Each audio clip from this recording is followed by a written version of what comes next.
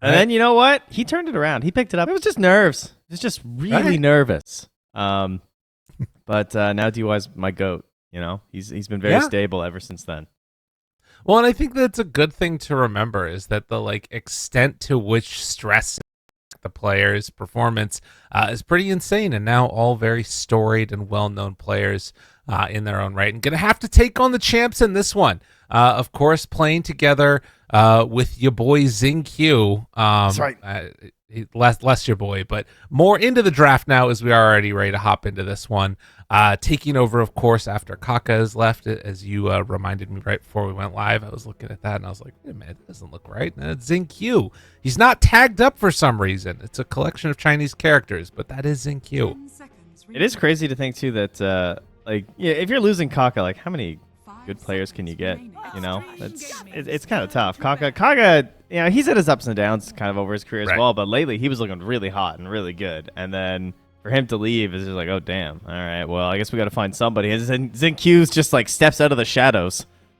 It's like, I heard I was needed. You know, this guy, he's been chilling. He has not played in any serious tournaments since TI last year, so he's kind of like those players who are on their last legs in the pro sports leagues who, you know, they don't take a contract in free agency. They're just like, you know, I'm going to wait until maybe the second half of the season. I'm going to take a look around at some of these teams and see who's missing somebody. Where can I slip in that's have some chances to go somewhere? And if I'm going to be honest, I think XinQ is the type of player that you want to take over that role. He's the type of player that if he's able to influence the drafts little bits here and there, if he's fully committed to it, right, he's going to be a great addition to this Xtreme roster, because I think Xtreme has always had a very high level of play, but it sometimes feels like they're sort of just a bit too generic. And so I am hoping that we get to see a little bit of flavor, and that's always what XinQ kind of brought to the table.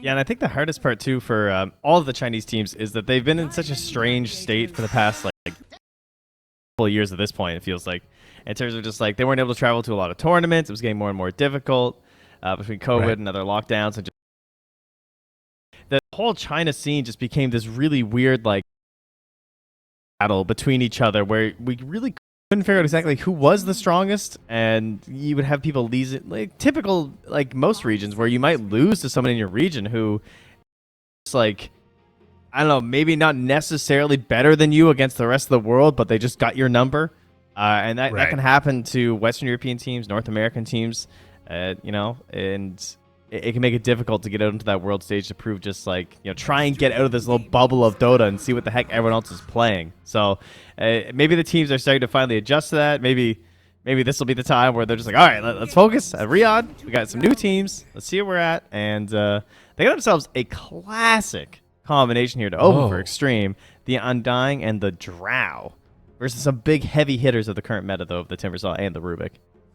That's super interesting. I mean, we've seen it.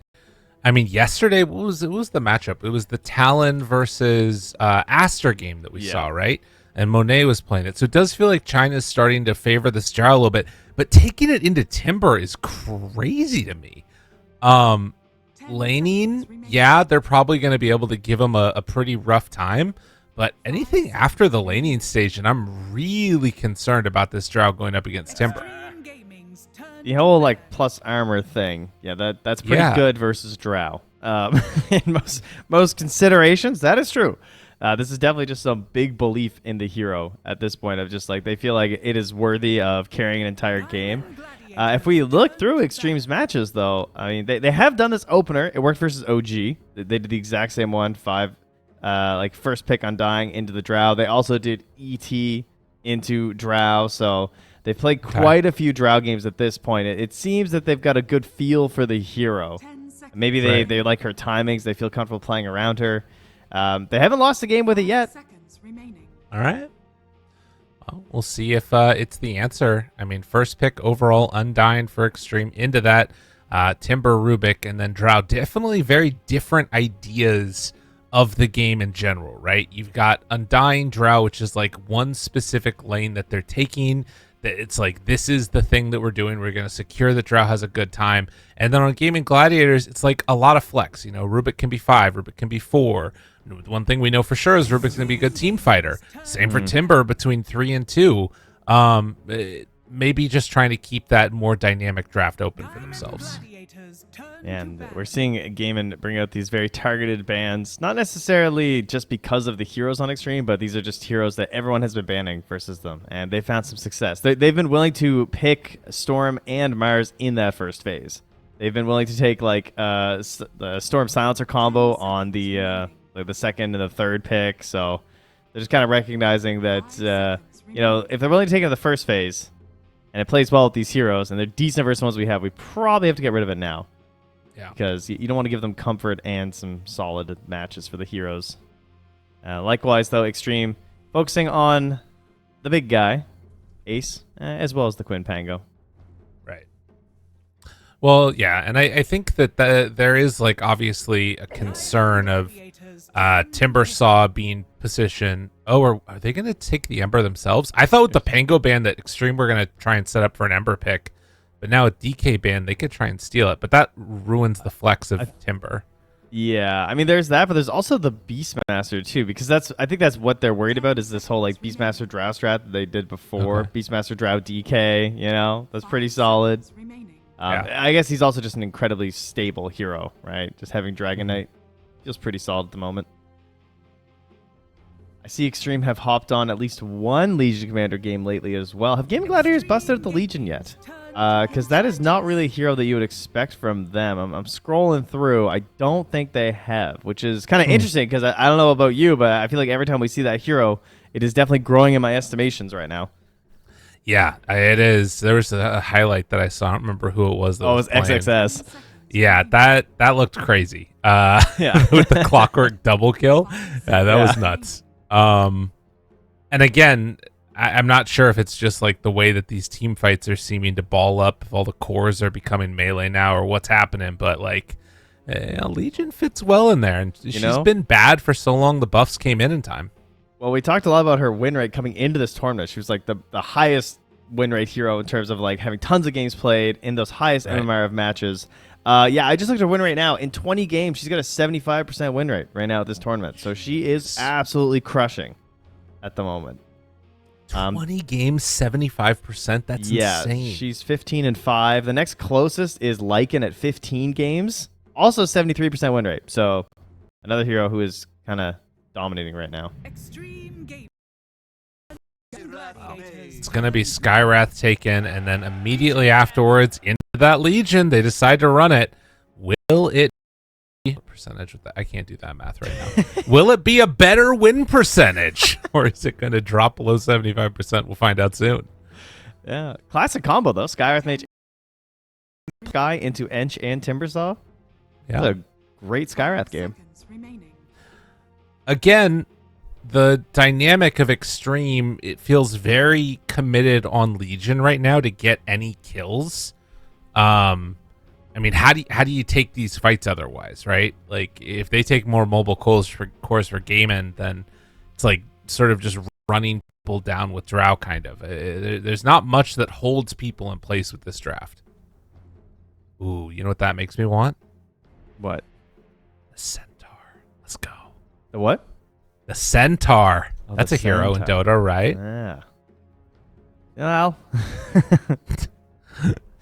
I don't know. There's a lot of good heroes in Dota, and then there's Centaur. All right, but think about this. They drop the tombstone, you just run away. They duel you? Okay. Listen, you cart them away. We're getting another game of Sven versus Drow. Okay. Yeah, so the big the armor versus Drow. She pretty good, but there's also other reasons, right? You have Legion Commander. That's a lot of physical damage you're going to be dealing with. That feels pretty good. You can do a Gaimin Gladiators Sven game because they did this whole IO, and then their Lesh was stolen, and then they picked Razor, and they ended up playing a Sven versus a Drow that Team Spirit ran. So it was the same idea with the counter pick. Then Kalas picked Ogre. So we're going to hope an Ogre. He's not coming back out. No, that one was tragic. That was a very sad state of affairs. I'm looking through. I don't think they brought it back out. That's a relief. Class, keep that one in the back pocket. Maybe for finals. Okay. Yeah, we'll let it come back out. Maybe a dream. Primal Beast. Could Ace do it? Could Ace do it? Go get the Ace Ogre. Yeah, exactly. Maybe a chance? No, we'll go with the no on that one, I think. Okay. 5 seconds. Yeah, I thought Primal Beast. I was actually thinking about Primal Beast when I was thinking about just running away from stuff, right? But I don't know. Maybe it's. I guess they thought that it's something that could potentially work. Dude, I'm believing in the Centaur. That'd be so sick. The Shadow Fiend, okay. Want to keep their options open here. I assume that's a, like, I want to maybe run this Timbersaw mid ban. So, they're going to ban the Huskar, okay. Well, that Ember you pointed out earlier is definitely looking pretty tempting. Yeah. Gaimin obviously last overall pick. Yeah. Do they want to take it away from them? Because again, you could have the swap up and put Timber in the off lane. Although if they pick Ember, I feel like running Timber into that's not too bad. It's I wouldn't say it's the worst, but it's also like I don't think it like ruins the Ember enough. Okay. You know, I want to punish this Ember. He's hard to punish. True.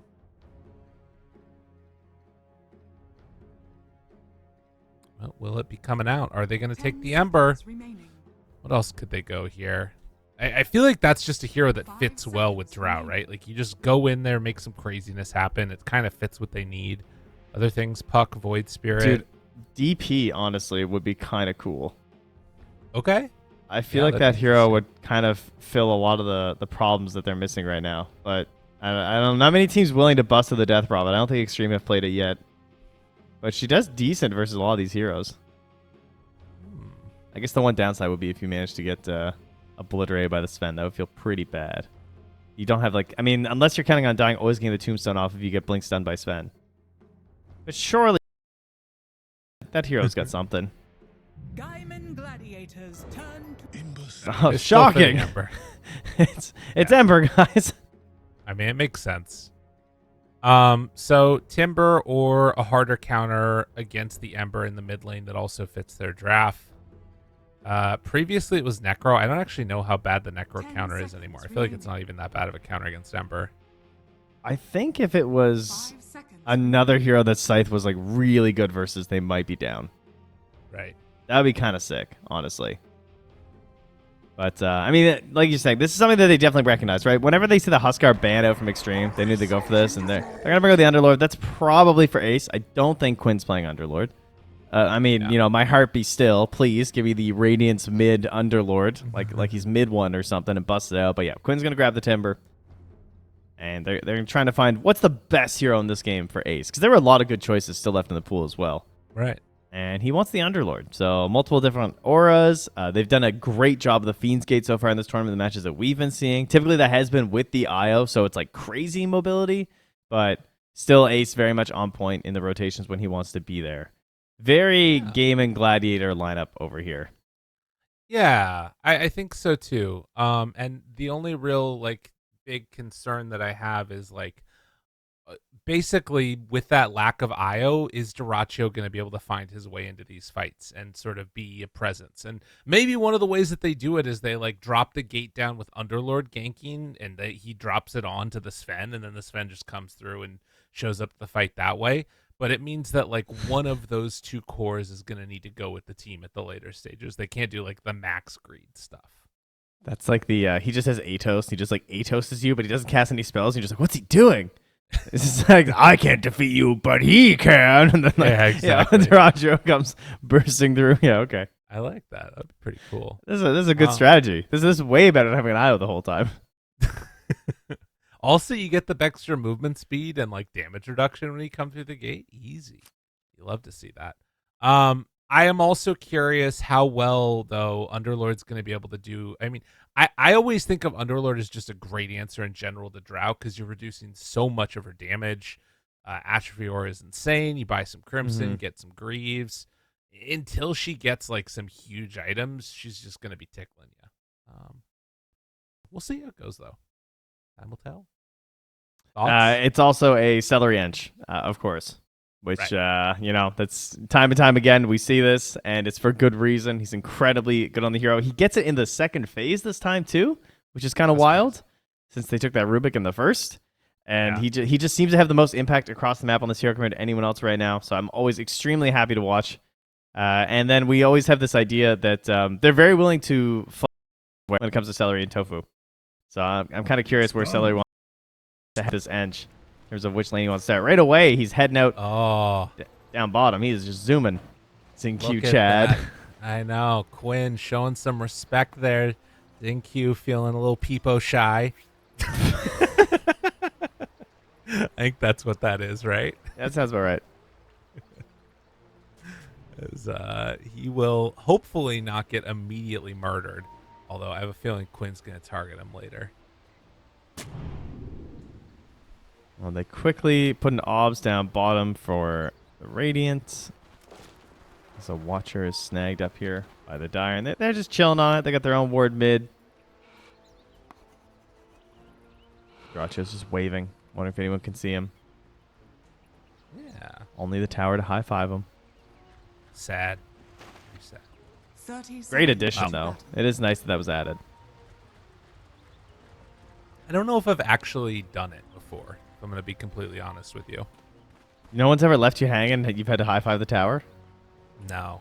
Wow. Damn. No, I would never. Well, I guess you're just respected by your allies.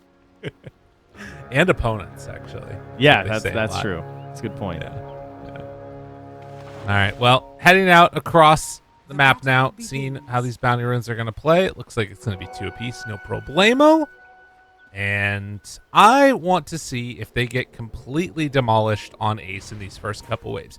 I doubt it's going to happen, but every now and then the frost arrows from Drow can like catch somebody just a little bit out of position, particularly with DY. It could be spooky. Yeah, just got to ensure that we're focusing on range creeps, getting those nice fade bolts out there. Oh, yeah. Happy little fade bolt. Take the range creeps so Underlord doesn't go in a weird spot. Salary's in a weird spot, though, speaking of out of position. Jeez, I know you got the heal level 1 bud, but that's a little excessive, don't you think? He's a genius. Like He's a genius. baited. Don't ever down talk him again. Baited. Look at all this. Look at all this mana that they spent. Okay, that actually. No. Well, to be fair, it did cost the blood grenades, too. Jeez. Yeah, it's true.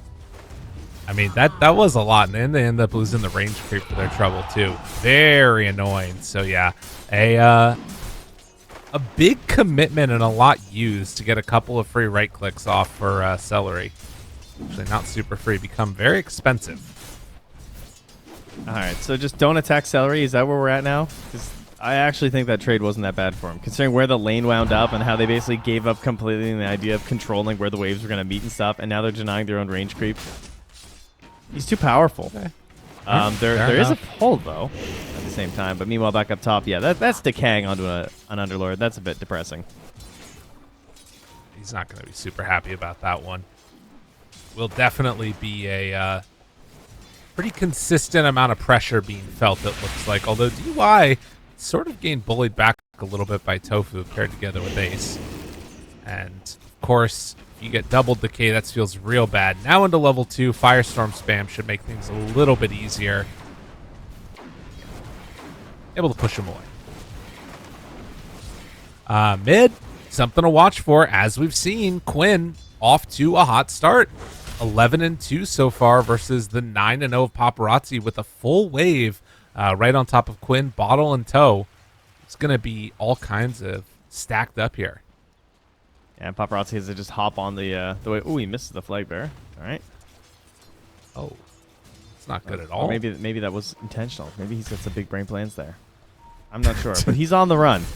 I don't think so. Listen, Paparazzi doesn't make mistakes. All right. That's fair. Yeah. How dare I? I'm sorry, Paparazzi. Please forgive. What did he change his name to and then change back to? I actually don't remember. Eurus. Oh, Eurus. Okay. Yeah. Yeah. Good choice. Come on back. That's true. I hadn't even realized that. But yeah, back to paparazzi. Started, listening to some old Lady Gaga. He's like, this was a good time. Yeah. So All right, far, who's dying first? yeah, I'm not sure exactly here. Ghost is taking some good damage up top on the Drow, but also DY just sort of is always going to be there to back him up. Has a second point save just in case he needs to soul rip.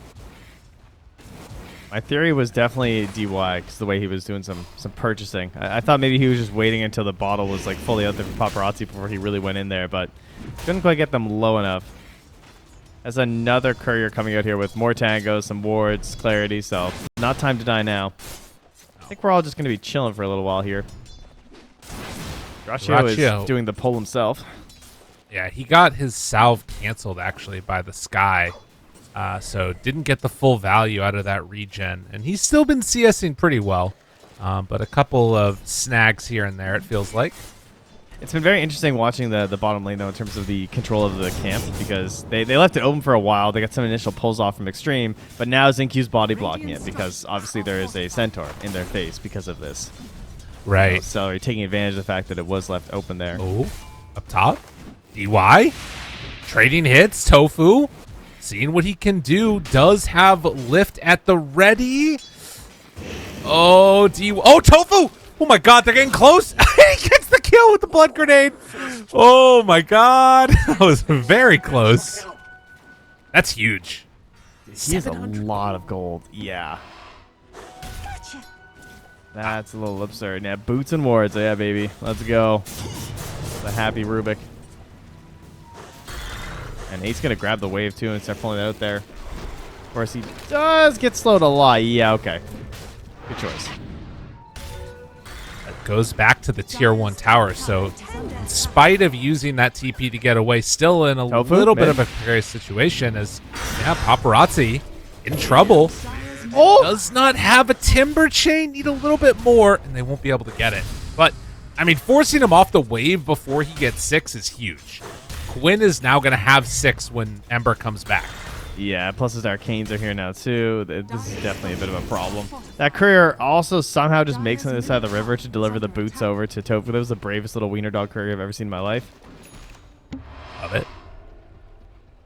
Kind of interesting as we see Ace get the healing salve up. DY gonna come and deny him from that. But Celery was there mid when they were back behind the tower. There's a catapult hitting the tier 1.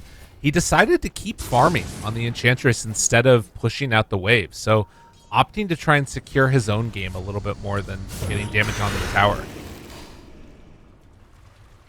Meanwhile, what actually happened to that rune? Oh, it's small bottom. Yeah. I thought I saw a flick of something for a minute there. I thought it was getting denied, but it must have just been a particle. All right, real regen there for paparazzi. It's very good for them. Down bottom has been very chill. Yeah. They're pretty even on the Sven and the Legion Commander. Now, Sven going even isn't necessarily the worst situation because he's going to rely way more on the stacks because he does need to be pretty wealthy on this hero to do very well. Meanwhile, Legion can get a lot done with just those first couple smaller items.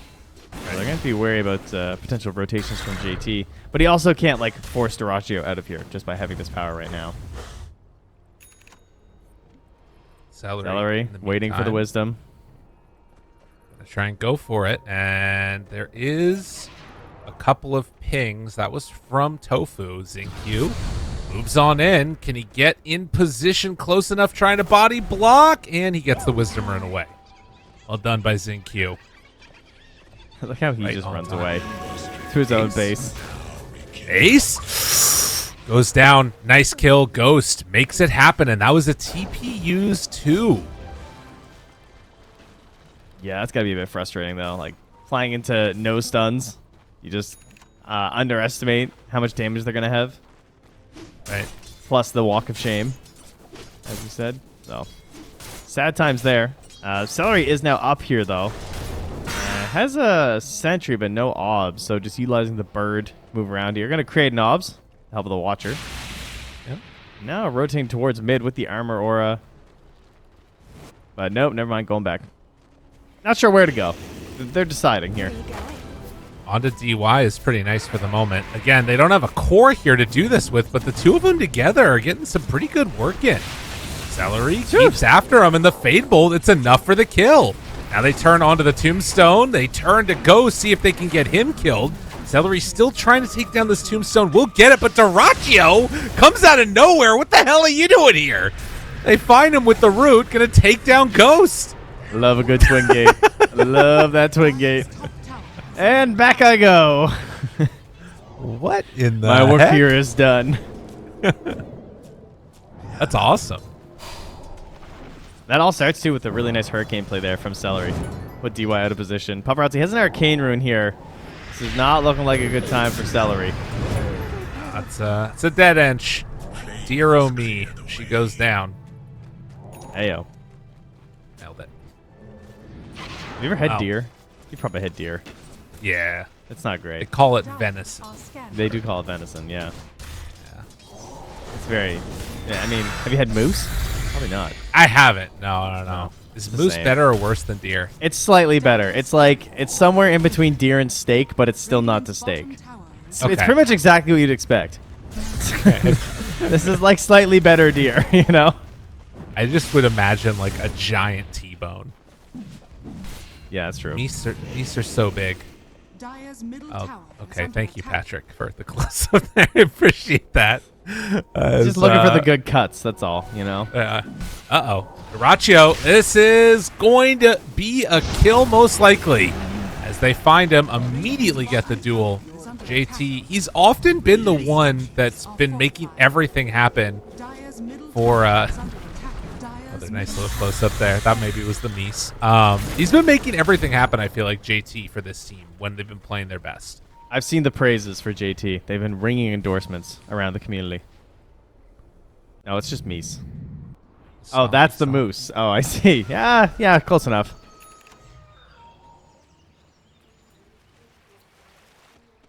Oh, Celery's 10 trying minutes. to... He's roaming in here again on this end. Chicken? All right. That's good. Very good. Big chicken. It's more like an emu. Big chicken. Big chicken's hitting pretty hard on the DY. Trying to. No, they're just going to clear this one out, it looks like. And a wraparound coming. A smoke up from Quinn and Tofu. Checking to see what the stack situation is like. But then finding Ghost here. As they head around, Tofu spots him, pulls back, and Quinn doesn't like the look of it. Or he does? I think he might have been hoping there was like a potential throwdown. Like, I don't know if he just misjudged the cliff face there and he thought maybe he can throw him to the low ground. Right. That almost kind of looked like that's what Quinn was hoping for. But wasn't quite close enough for that one. So there's a couple interesting things in this game. We haven't really talked about like the future of this game right now because it's been a bit static, a little bit odd in some ways. Part of it is because Gaimin Gladiators don't have a true playmaker out of the mid lane. They have this Timbersaw who just kind of like waddles. This was something that Aster struggled a lot with when they had Sumail on the Timber. They weren't actually able to use any of the strength that he gained in the mid lane. He was the most farmed hero, didn't end up doing anything. Gaimin Gladiators attacking towers to try to make use of that, but Celery, It just goes down. Good Timber Chain out by Quinn. That gets him away. And in fact, Rubik using the telekinesis stun. Quinn will escape. I don't think Tofu's going to be so lucky. They bring numbers. 5 heroes from Xtreme and a dead Rubik. And a tower to boot. 20 damage now for JT. But, I mean, that is a lovely pick versus an Enchantress. I gotta say. I mean, how often has Celery been able to get away with so many plays on this hero? And he's used to playing up that aggressively. But versus the Skywrath Mage, just you don't have that option anymore. It's a bit rough. Absolutely. I mean, I think that now Gaimin Gladiators have been able to build up this nice little lead. It feels like XG are just going to be going for a lot of the pick-off game in a way, which their lineup excels at, and then just buying as much time as they can for Ghost to get freaking huge. And meanwhile, we need Dyrachyo to be trying to find that same strength here. And I mean, I've been keeping sort of an eye out, but I have not seen a lot of stacks. Based on how Celery's been playing and his movements around the map, I don't think they're getting a lot of stacks set up here for Dyrachyo. I wouldn't say that's been a big priority for them here. And as you saw pointed out there previously, the blood grenade count on Celery. This is something he does all the time on his IO. I'm surprised more supports don't do this, where they just like stack up the 3 blood grenades over and over when they don't have a good disable on their hero. Right. But he really abuses them. Ooh. This fight getting weird. DY's on one side. They're going to go onto this Undyne. Left alone on the other, Tofu gets brought down by Paparazzi. So the fight split into 2. XingQ trying to walk away. The blood grenade gets vision, but no way to cancel that TP. So a trade of supports. The bigger thing, though, Gaimin Gladiators getting that tower, staying 1 tower ahead of XG in the count. And Dracho just hops through the twin gate, portals down bottom, and wants to keep farming it up. But again, just single camps. This is some great waves here, though. So he can farm that up there, too. They did use the Mystic Flare as well to bring down Tofu, but, I mean, it's only 20 seconds, right? So JT can just, like, clear these waves. He's going to have Blink Dagger. Then those 2 can smoke up. He's already holding the smoke on XingQ. Going to check for wards on the pillar. He's ready to go. Yeah. This is a really nice window for them if they can find something. And it looks like the twin gate is... No, they're just getting a ward down over there. Didn't quite get that one, it looks like. Nobody in place for the Wisdom Runes this time, so no steals. Just kind of lurking there. All right, JT and XingQ, they're going to see Dyrachyo right away. They see him on this ward already, heading off this direction. I mean, so, can they kill him with level 4 Ancient Seal? I don't think they can. They scan and they see that it was him. But now grouping back up with their team. I think this is good, because I think they need Paparazzi. I think they know they can't kill Sven if they just hunt him this too. Smoke breaks. Paparazzi there. Jump forward. Duel. They get him. Just barely. But the follow-up damage is not quite there. Tofu is going to die, but they don't get the duel victory. And instead, the catch onto both of them. Good silence from both directions. Ghost decides he doesn't like the look of this. In the meantime, Paparazzi in trouble. Starts to fall. And, well, he is just going to die. So a trade of the Rubik for Ember, not what Xtreme were looking for. Yeah, very awkward terrain for that to pop with the smoke. Plus, there was an Ob Sentry combo already placed down there from Gaimin Gladiators, so they had full vision of the situation as it broke out. And XingQ couldn't find the right point for the ulti there, because he couldn't reach where the duel was in time, and then it almost looked like they were going to get the damage anyway. So I think, like, even though he could have dropped to like the last millisecond, he probably didn't, because it's like, they're going to get the kill. Like, that duel was very close to succeeding. Unfortunately, they won't get the damage there for JT. So good news, they're still running around with the Mystic Flare, but not the death you want to give up. And this has quickly ballooned into a 6K lead for Gaimin Gladiators. Right. It was Well, and, I mean, moments ago. Obviously, the other thing there is, like, you could have gone for the Celery kill. Tofu's the better get if you can get him. And with Mystic Flare, they probably would have gotten that dual win as well. But wanted to try and go for the bigger play, and Tofu just moving back just in time. Yeah, you're kind of assuming that the Celery is like free at that point. It's like so close to you. Right? And then obviously there's like the problems of Rubik just being able to grab telekinesis, and maybe he steals something and gets some problems. So yeah, they don't get the big win on that one. And another one of these games though with this Timbersaw, like you can feel it again. Just like Sumail, where Quinn is just running around and farming, you know? When he's playing this, like, Ember, the way that they play is just so different. He's, like, running around the map. They're smoking up constantly. Like, have we seen an aggressive smoke from Gaimin Gladiators? I mean, even that one that they're smoked up, it was on their side of the river. Yeah. It's not really been that case. I mean, but they don't necessarily have to, because they have an Underlord who can farm very nicely in these situations, and he's willing to just join up defensively with the Fiend's Gate, and of course the Sven is still looking to get pretty huge. He's not exactly where he wants to be. He's looking to outpace Quinn, and now the stacks are coming out, though. Yeah. A lot of big ones here for Dyrachyo. This is big. And there's just not really a contention going on. I mean, obviously they're going to have a very farmed Drought. She's sort of getting towards that Aghanim Scepter, and already third in net worth. The XingQ has to run away, but they got him caught. Win the one that gets the kill. So making moves, 8K gold lead now. It just feels like it's getting further and further into their control. Tofu with this Force Staff as well as Sleight of Fist has a pretty large range of initiation right now. It's actually a great steal for him to have. The old Sleight into Telekinesis. Paparazzi has a DD ready to go, but they're not really ready to fight yet. Ghost does not feel comfortable going in. I mean, basically, again, a glorified range creep at this point. Doesn't even have mobility items. She's about the size of a range creep. I always think that whenever I see her model. She's very tiny. There's the smoke, though. They're moving up. Radiant Vision, they have this nice line across the middle of the map, so they wouldn't necessarily know this is happening, but considering the line, I don't know, looks pretty good. Sorry, pinged something. The ward was there. No, I just mean where they smoked, though. Oh, got it. I see. Yeah. But, I mean, they know that Ember's moving through here, so they might be aware that the rest are smoked up with him. Celery, there to break it. So does Tofu. Celery breaks and they immediately find him and blow him up.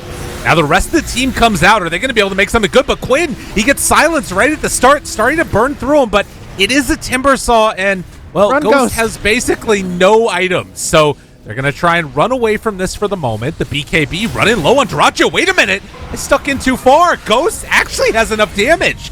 Now Quinn will take down and get the triple kill. This might be cleanup central. Things were looking okay for a moment for Xtreme, but in the end, an ultra kill for Quinn at 19 minutes. He's just a monster. So I think the big difference that we're seeing in this game, because I'm going to keep comparing this to Aster, because this is so similar to having our other game, where they could not make use of this Timber Saw at all, because they couldn't start fights, right? And their team was just dodging and farming the whole time. They're just forcing objectives. You know, all the good things they're having from Gaimin Gladiators is when they force that bottom tower, and now when they're forcing the Roche, and Xtreme feel compelled to come and actually fight them there. And Quinn on this mid Timber Saw, if you bring the fight to him, he is terrifying right now. Bad things in that fight too, like Celery obviously dying right away. On the one hand, sure, somewhat expendable of a person, but of a hero. Sorry, Celery, my bad. Tofu is also a little expendable here too. JT wanted that duel. That's they had to use the God Strength on the Roche, so it had just ended as he was BKBing. It was not the best timing in his part, but yeah, Quinn's still huge, so it's okay. Yeah, that's true. And Celery is expendable, obviously. Yeah, I mean, it's what we determined now. I think everybody knew that. I feel bad. He's such a nice guy too. He is lovely. Say that at all. He's extremely nice. Well, 9K on the gold lead, 10-11, and as you said, in a position now where they don't even necessarily have to go for the Roche. I mean, that was just sort of a bait to get them all into the area to start fighting. So we'll see. But Xtreme, there are some elements to this that could start to make things look a little better. I feel like DY getting a shard would be really nice to try and reset fights a little bit. Yeah, it's a pretty good one, as long as it's not the Shield of the Scion. Yeah, that's true. That's the one we don't want. JT. Oh my god. Damage out onto him is crazy. Ace is there. They're asking for a duel, but it won't come their way. Man, that freaking whirling death just ripped him to shreds.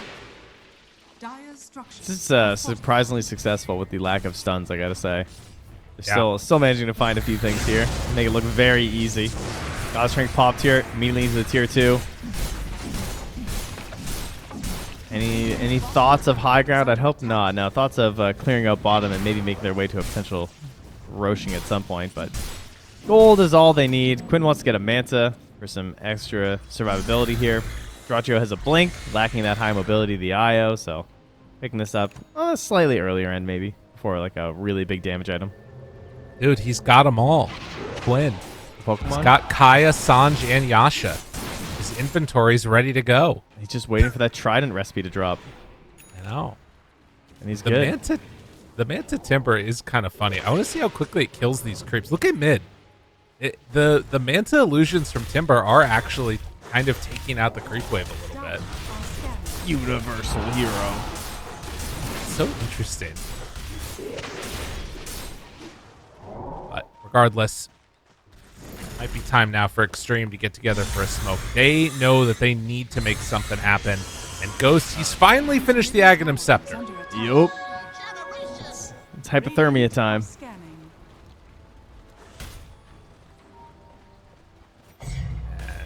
well, Gaimin Gladiators also taking this fight at a similar moment. One of the things we talked about, Underlord ready to join him.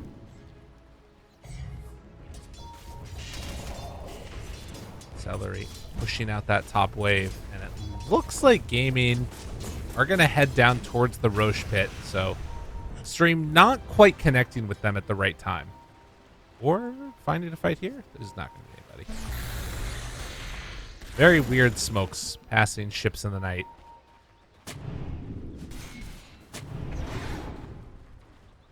Xtreme have another one? More Doesn't smokes. look like it. Dire's bottom tower is under attack. It doesn't quite look like it. Oh, looks like Gaimin Gladiators will just retreat to the Roche. Radiant's middle tower is under do- attack. Oh, yeah, to get that Alpha Wolf. Yeah, hit a Quinn. I think they realize that they're going to be coming down here because the Watcher was on.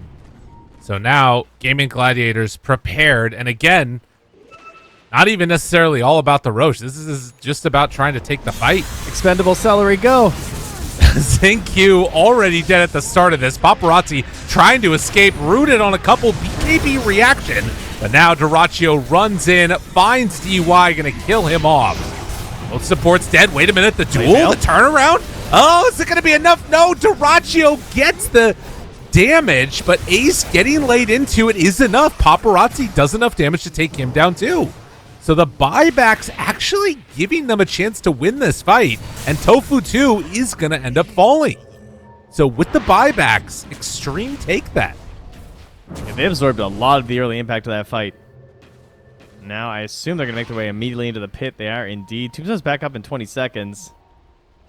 And they're kind of calculating the timings here. It's like, how worth is this? Because if they buy back, this could be really hazardous for us. They're just going to hop through. Oh, I see. It's 25 minutes. Yeah, okay. And they'll check their watches through. there. Yeah. There's a Lotus sitting in front of Roche. That's cool. That is nice. Well, they're getting ready to take this one now. And obviously not able to come and contest this on Gaimin Gladiators very easily. Fiend's Gate is back up. 20 seconds, but it's going to be a bit too late. So Xtreme managed to win a fight, get themselves an Aegis.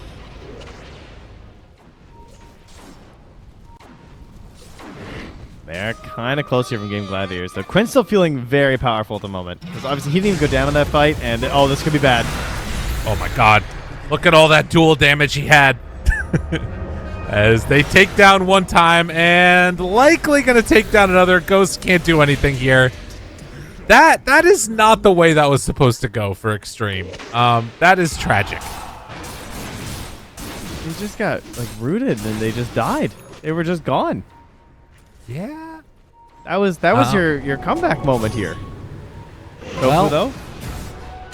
Four staff Did he grab that bounty? Yeah, he did. Let's go. They find Zinq for the moment. Dyrachyo right now, God's strength, but still getting the kill. So 3 now dead. Dyrachyo was pinging high ground, but I think they're going to have to settle for the tier 2 over here, mid. Dire's middle tower is Yeah, under it's looking that way. I mean, you can just you see that the second the fight doesn't go perfectly and the formation is just a little bit off for a Drow Ranger, she's still going to suffer in the same way Drows always have suffered. Spectre may be bad at the moment, but we can get some other heroes on top of her. Fair. Things looking incredibly good now for Gaimin Gladiators. I mean, the Aegis was definitely nice. And the other benefit is that when it does respawn, it's going to be on Dire's side, which will help out for Xtreme.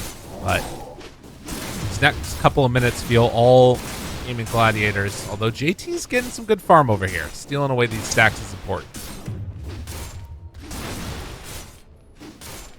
Trying to get towards that BKB.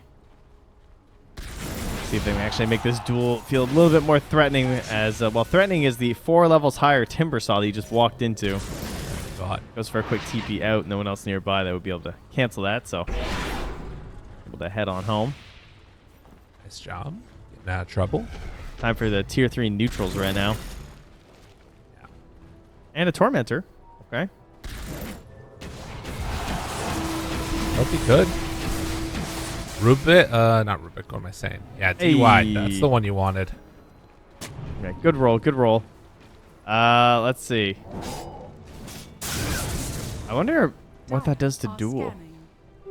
I assume it just keeps going like most things do. Yeah. You might not be able to get out of it as Legion, to be honest, though. Maybe you do. Maybe it gives you, like, attack move.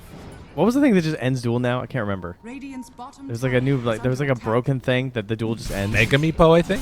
Is that what it was? Yeah, maybe it was Mega Meepo. That might have been it. I don't remember. There were a couple things like that. Yeah. Everything else, like Celery. the Legion, just like chases helplessly. I think you're right. I think it was Mega Meepo. But now that just like the duel just like ends. Yeah, nah, we're good. Celery hurricaned one of the wild rings up onto the high ground over there. It just died, but it's a mobile ward.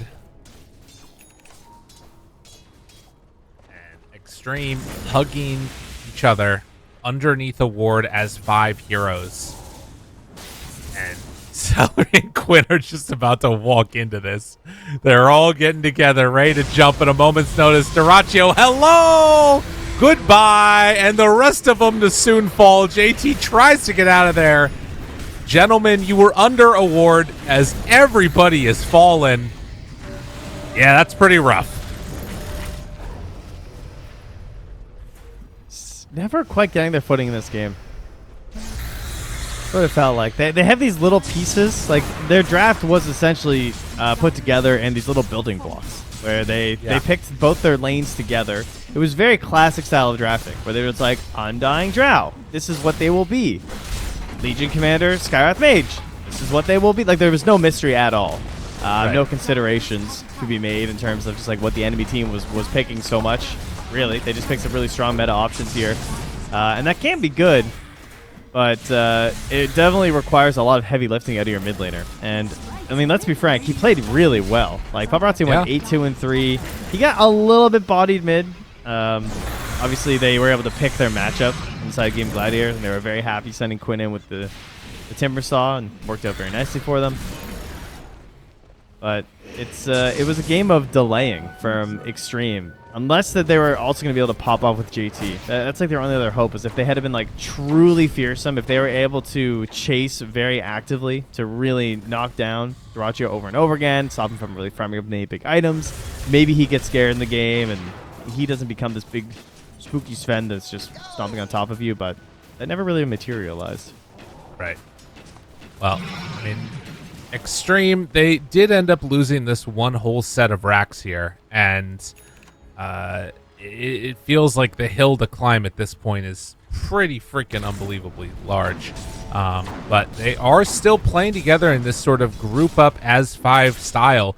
It feels like JT needed more dual damage, and I'm saying that as I look at the number 38 on my screen right in front of me.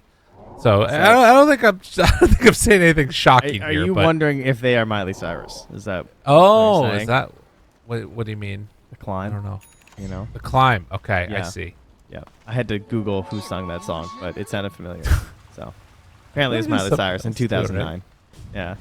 There might have been some other ones. Climb. That's not what I was thinking. Oh, I was thinking of that one.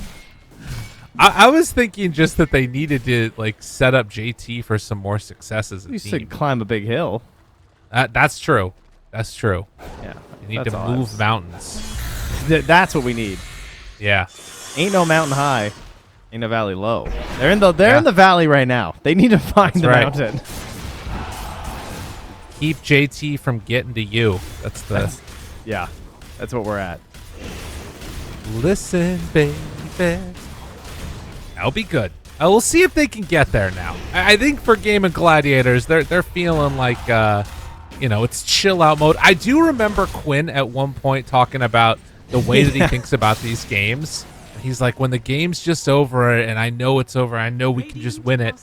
That's I'm sure how he's feeling right now. He's like, I just love sitting back and farming. Look at this guy. Doesn't this guy look happy? He does. This is the happiest happy he's ever guy. is playing Dota. This is why the other side of Dota is just so painful. Right. It's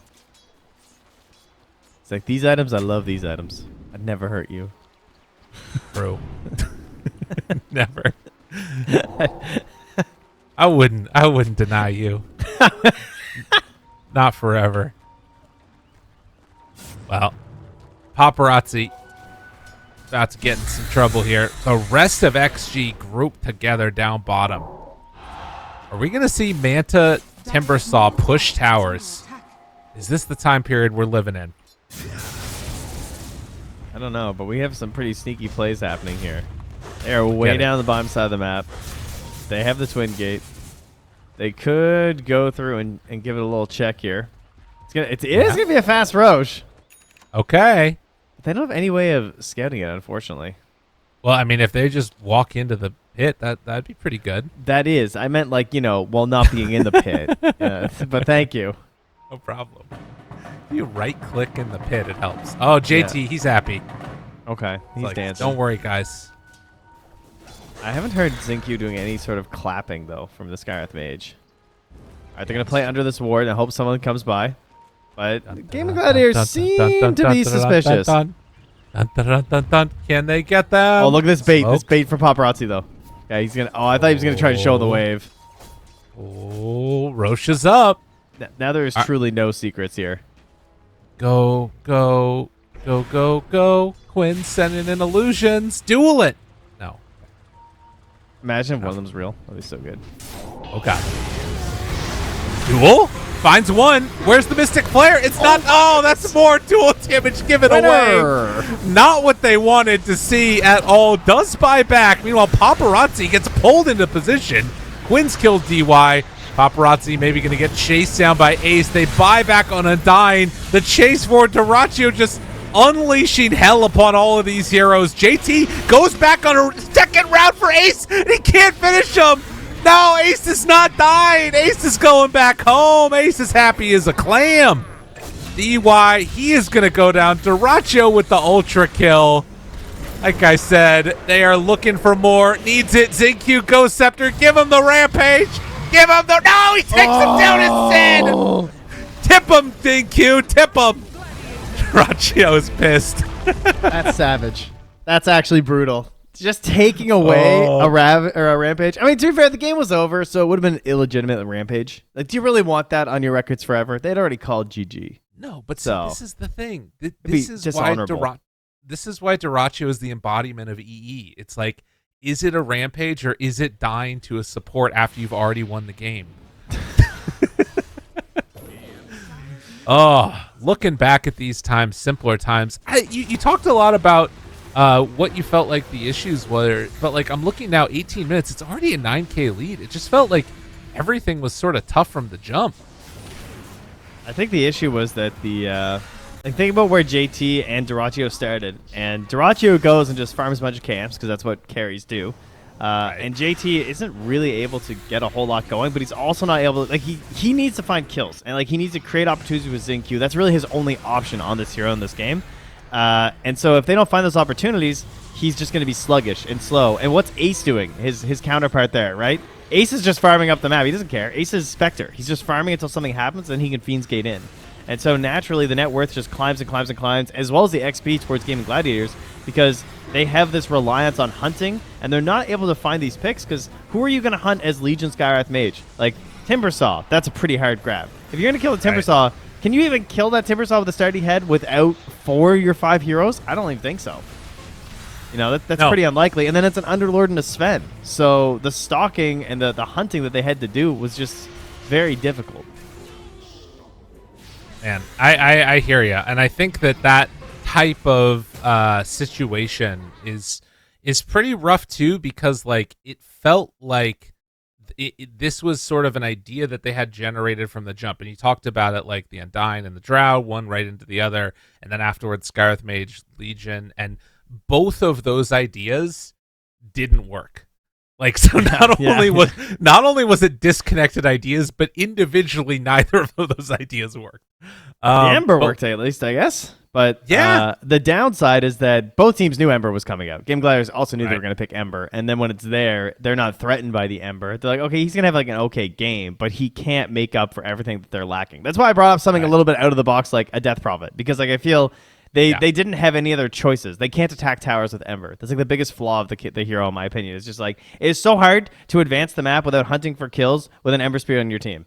It is very frustrating. I mean, the hero owns. I'm a huge fan of Ember, but if you don't have anything else to do in the game, then he just can't magically make it so that you can like push towers. All right. Well, maybe we need to find somebody that can push towers. That's a thought process. We'll see if we can explore that a little bit more as we get ready for the draft in game number 2. We'll be back in just a few. See you then.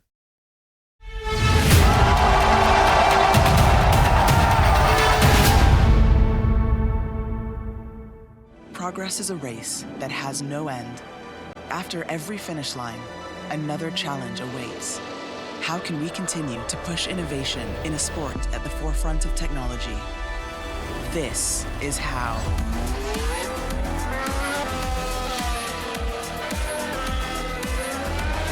Discover how Aramco and the Aston Martin Formula One team aim to meet Formula One's sustainable fuel targets. Aramco, powered by How.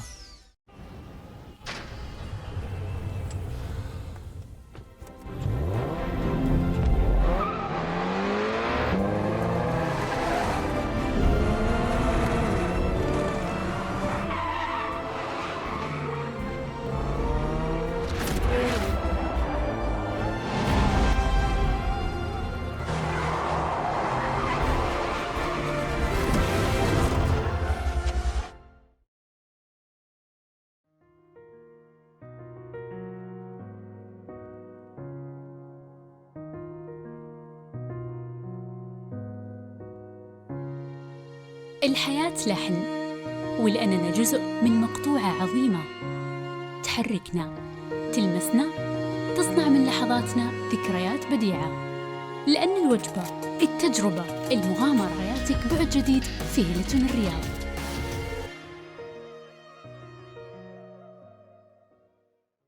All new Honor Magic 5 Pro. Freeze even fleeting emotions in just milliseconds. Take marvelous night shots with lightning-fast exposure. The display reveals more details in bright areas with an astonishingly long battery life that just keeps going. The latest flagship chipset brings you exceptional performance. Unleash the power of magic. Honor Magic 5 Pro.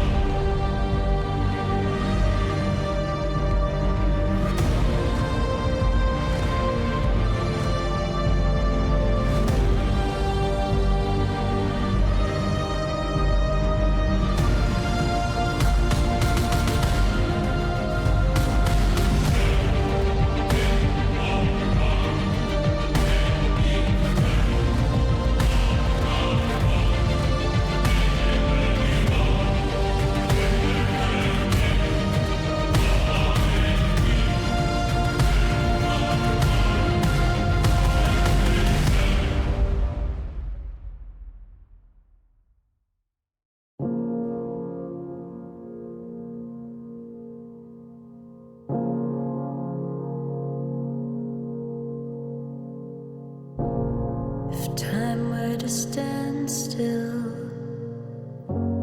if I had a say, where I'd run to, where I would lay, if time bent to my will, if I could decide where I should remain, where I would hide. Sure as the sun, come rain or shine, I know where I belong.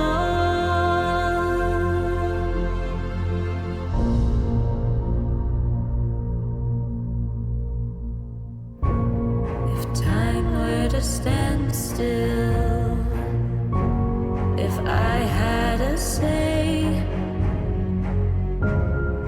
where I'd run to, where I would lay,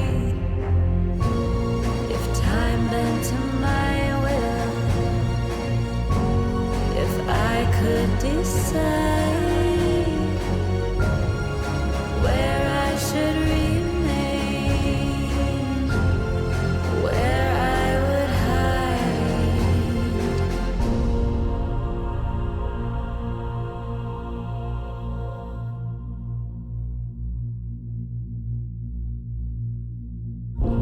If time were to stand still,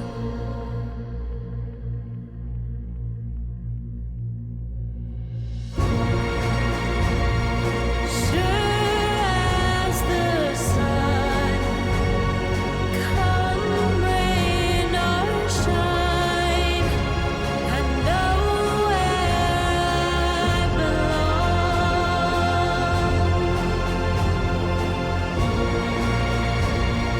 Sure as the sun, come rain or shine, I know where I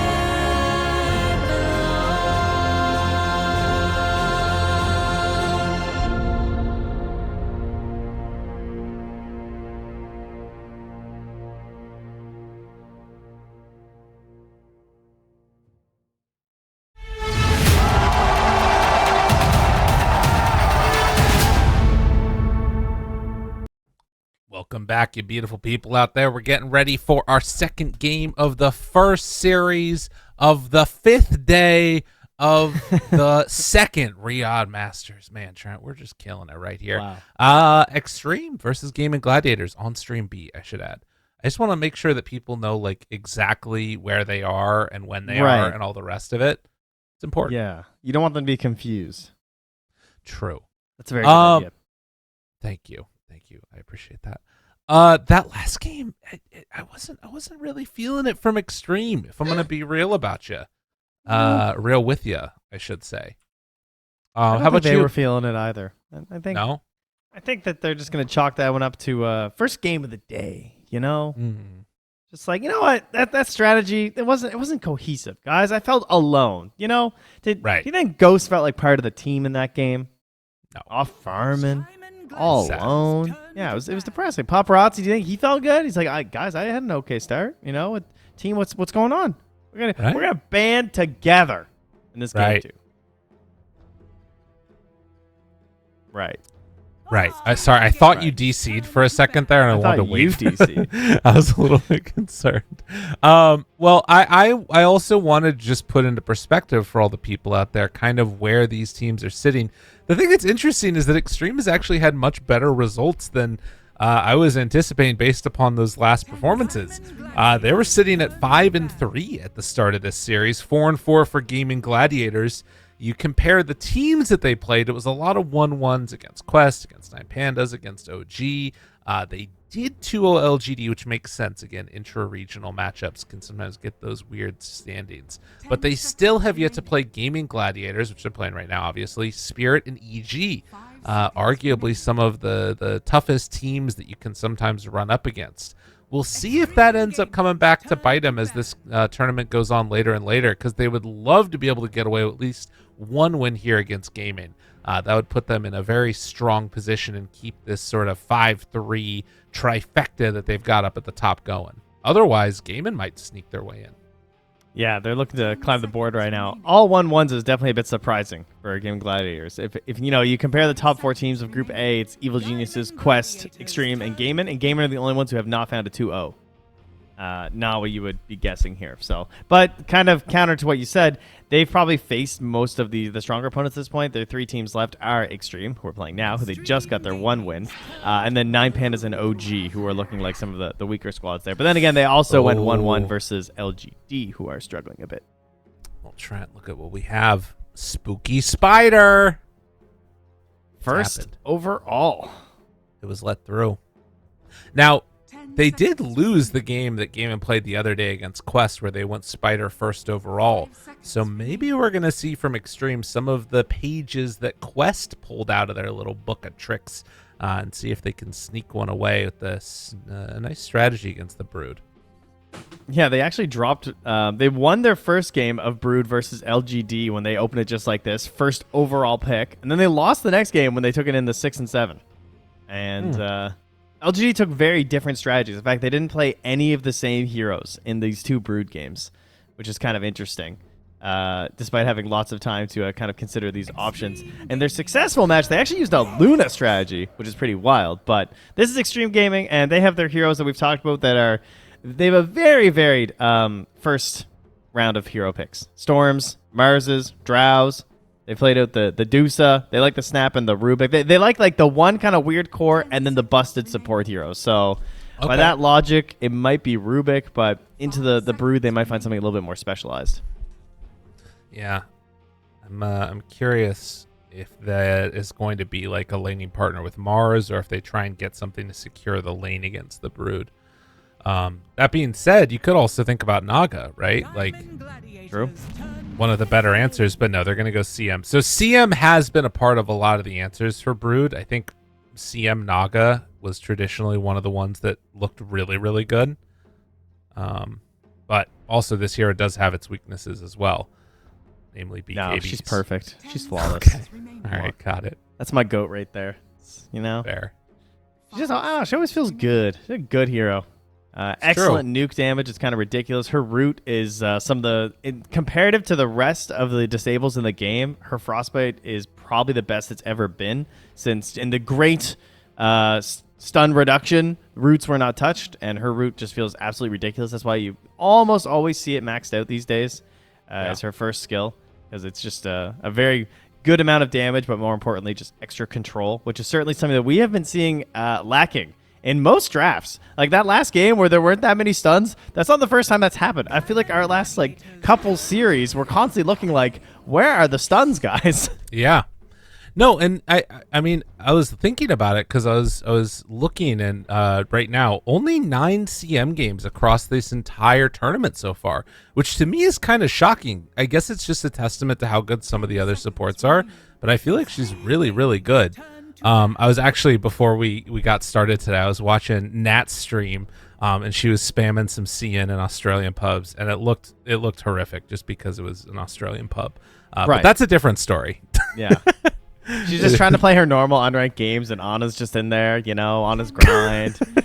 Just bumping into QO. They're just like, there's no ranked. We got to play Nat. They can't do anything. She's just getting bodied every game. I just want to play Dota. They won, but regardless. It's going to be interesting, though. They take the Undying now. So do you think that this ends up being, by any crazy stretch of the imagination, a CM4 paired together with Mars? Because I haven't seen it that much, but I feel like Mars CM sounds kind of sick. It certainly could be, especially if you try to move this Broodmother over to the 1, like a lot of teams have been doing. I mean, that's basically what the problem has been. So if you watch for the games where the Brood is really dominating, it feels like it's when they're able to shift it over to the position 1. Right. So that is when they won their last game, that it was Dyrachyo who was playing it. So I would want to keep an eye on that. And yeah, you're going to immediately lose those bigger counters here. It looks like they've mostly been trying to play on Dyrachyo lately, which I think is the right play. I think it's the more successful way to play Brood. Okay. Sounds good to me. I like it. 10 seconds remaining. You know what I want to see, though? What's that? Even though they've already 5 taken the seconds Mars. remaining. Oh, boy. With the Oh, Spirit Breaker? boy. That's a good one. The Darkseer. Oh, the dark. Give me the, Darkseer mid. the Dark Man. It's terrible. I know. But I just... Well, they give Mars mid, Okay. right? Okay. They have 10th pick, so if the matchup's fine, this Mars can easily migrate to that mid lane. That would be pretty interesting. Partially because there's a CM in the game. I always love playing Darkseer more in that situation. But then also I think that paired together with Mars, it's a hero that wants to get like in there on top of people. And that's just what the 10 Iron Shell's seconds for. remaining. Be great. I think this ban is hard for Gaimin. I don't know if I want to ban Storm or if I want to ban what was the other hero I was thinking of? I mean, Legion would be okay, but there was something more important. I lost it right away. I forget. Okay. Storm, Legion. There was some. Oh, Spirit Breaker maybe as like a 4, as like a do like the 5 Spirit Breaker with a ranged carry could also be pretty solid. I think there's a couple good options left. Oh, Pango. That was it. That was the hero I was thinking of. Yeah, Pango. I think Pango's a good ban. Storm, Pango, or Legion maybe. But Xtreme haven't shown that they're willing to play the mid Mars or the mid Legion, but Right. I don't know. She seems good. I think that hero is like you could, I think, probably draw the long conclusion pretty easily from that last game that it's hard to play against or like into Legion when you take it too early and they already have like somewhat tanky cores. But I think with the Broodmother too, it feels like that would fit really nicely. They can't really run Sky though, is the only problem. There's also Tide too. Yeah. I guess I mean I'm just really doubling up on this whole Mars concept being mid, but probably shouldn't do that. So maybe it's better to ban the other roles. I'm saying they're going to ban Pango. That's my guess. Have they DC'd? They're taking a lot of time. What happened? They DC'd. No, they're back. Like actually. Oh wait, no, he's back. All right, so they banned Bloodseeker after all that. That was Tofu that DC'd. Celery was still in. Yeah, we're good. Dude, maybe they're not going to do that. Bloodseeker. So they do want to take Pango themselves. Potentially. Gaming. It definitely makes Xtreme's Pango pick really strong. I think that I'm almost certainly taking it. But if you take Pango as Xtreme, then they're going to go probably Rubik and then something with an annoying leash. Yeah, they just ban it. They don't feel like they can pick the Pango themselves. And then they take the Rubik. Okay. Yeah. Yeah, this fits. That's pretty cool. Double supports that are decent versus the Broodmother. Very flexible in the lanes. You can do the 4 CM or you can do the 4 Rubik 5. Very interchangeable based on how you want to do the matchup. And that means that both lanes will have coverage versus some of the Brood shenanigans. It's not even just about the spiders, obviously, because those don't come out until level 6, but it's just the idea of being able to insatiable and sustain, and they have a lot of damage reduction between attack speed slows and some control with telekinesis as well as the root that you just don't have free will in the lane. So if this is a 3 Brood or a 1 Brood, we got options. Right. They also just don't have free will in general because that's a myth. But right. All right, check it out. I was not going to say Ember. Check it out. What I was going to say is I want Gaming to take a hero that just buys BKB and runs at CM and Rubik. And I think this is the perfect game for Quinn to just bully the crap out of XingQ and DY. Because as much as, CM, Rubik, great. They're amazing against the Brood. They set up for like pretty good lanes and all the rest of it. You run at these heroes, they're going to be in trouble. Wow, and then back for the Mirana too. Very annoying couple of heroes here. Very hard to lock down. Yeah. I wonder why they like Mirana here. Chains with Ember? It's just like, yeah, I mean, it's a classic duo, but I don't know. It feels like the aside from being like this cool, like Ember Spirit Mirana, it's really broken and you get around the entire map. Maybe it is just that simple. Don't look too deep into it. It's a great combo. It's got to be our best one with the Ember Spirit. So I guess the big question that I have is, do we think this is going to end up being that Dirachi Ace Brood? We're kind of coming back to that. Is there one that you like more than the other? They're going to show their mid that's versus the Ember right now, and so they're going to have a hard time deciding. They didn't ban the Storm, so they do wind up. I like that. I think that's an excellent pick here. I think that would have been a very worthy ban compared to the Bloodseeker, but they wanted to get rid of that instead. Bloodseeker at least could have sustained pretty nicely versus the Broodmother and comboed really well with the disables of the Crystal Maiden too. Like that would have been a pretty nice Maiden blood to get out of that blood right. So that definitely looks like they're trying to open it up for Ace to play the Brood. It also could be that he might want to play Darkseer. Right. But probably not with what Xtreme are showing now. I think the thing to me that stands out and I'm curious about is, like, do they feel like a carry gives them or like finish the game, or is it an offlaner, right? Like, what is it that they're needing more of, and can like, because I was kind of thinking Faceless Void seems somewhat interesting if they wanted to take that for Duraccio. But I don't know if there's another hero that fits that role, and if you don't get Faceless, then I think some offlaner that has a stun like Beastmaster or, you know, a Darkseer maybe could fit that role too. I like Faceless. Yeah, Void seems because the game gets very like slow with the Broodmother. Slow in the sense that it's really hard to just like keep fighting into them. You find a lot of space in between. They go with the bans on the Slark and the PL. That almost screams like Terrorblade. Kind of interesting. All right. 10 seconds remaining. What offlaner doesn't want to deal with this though? 5 seconds remaining. Visage? Any of them? You're like Visage. I'm not a fan of. Doesn't like those two heroes. Is Ace pulling out a Visage? Yeah, they just ban terribly. They're just like, they see PL ban, they ban terribly. That's where everyone's brain goes. Yeah. Lockdown would be nice. That's definitely the thing. If I'm looking at like what we're missing, like you said, hard stun, I could appreciate that. I mean, Underlord's still just in. Yeah. 10 seconds. You can do a little jailbreak though. You know, you're in the arena. He just pulls you out. They could pick Legion. I think Ace Broodmother more though. I just like the Faceless.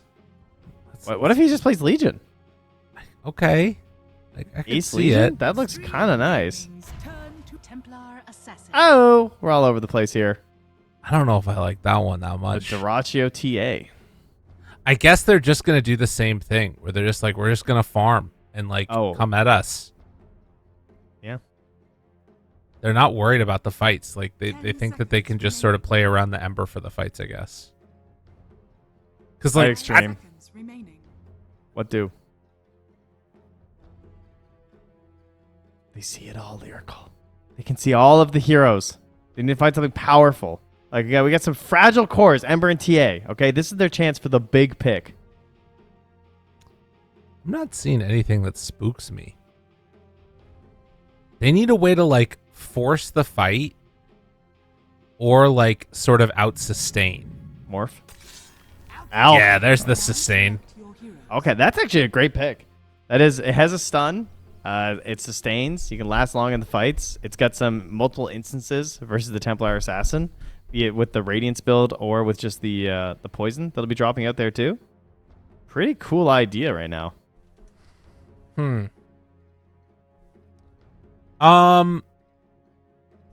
Yeah, I like it, except if Duraccio, like the way that I feel like this ends up going terribly, and it's a very clear way that it can, is a random arrow or an arrow setup catches Ghost, and then Duraccio hits him like 4 times before he can get ulti off, or even Witty gets ulti off if Duraccio gets big enough. It's been known to happen.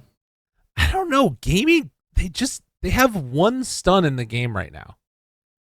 Like, that's not right, as our buddy Dazzle says. Yeah, but did you know that Ghost went 6-1 in the last DPC with Alchemist? I mean, I'm down with that. I don't like Gaming's draft. It's kind of crazy. Yeah. In fact, in the last 4 months, he's only lost 1 game on Alchemist. I don't know. And he's won 11 of them, including his 1 game that he picked at here versus OG.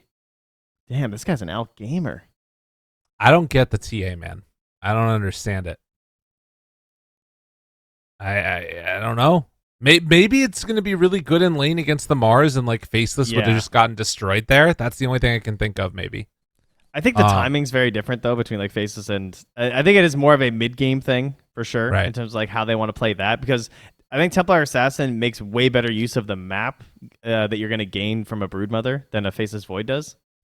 So and like you think about like farming up the ancients and stuff, like Quinn doesn't necessarily want to do it that hard. Like they have like he's just going to play Sven again for Duraggio here, except he's a little bit faster. That's a good point. And he's just going to be trying to like Psyblade this Mars in lane.